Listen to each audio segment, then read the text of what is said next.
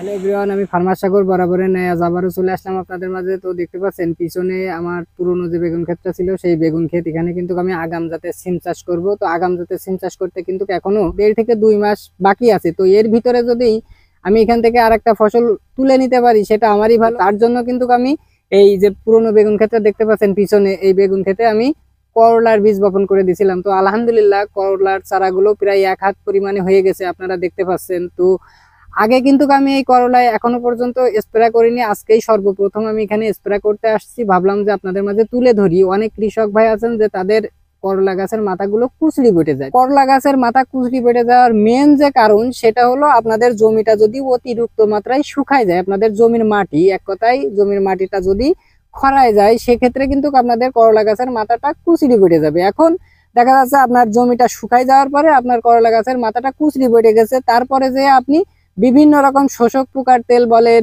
বা জিঙ্ক বলেন, ভিটামিন বলেন, এগুলো স্প্রে করেন, সেক্ষেত্রে কিন্তু আপনি কোনো রকম উপকার পাবেন না বা সেই করলা গাছটা আর কখনোই ভালো হবে না। তো তার জন্য আপনাদের সর্বপ্রথম যেটা করতে হবে সেটা হলো নিয়মিত বা নিয়ম মেনটেন করে আপনাদের খেতে পানি দিতে হবে বা সেচ দিতে হবে।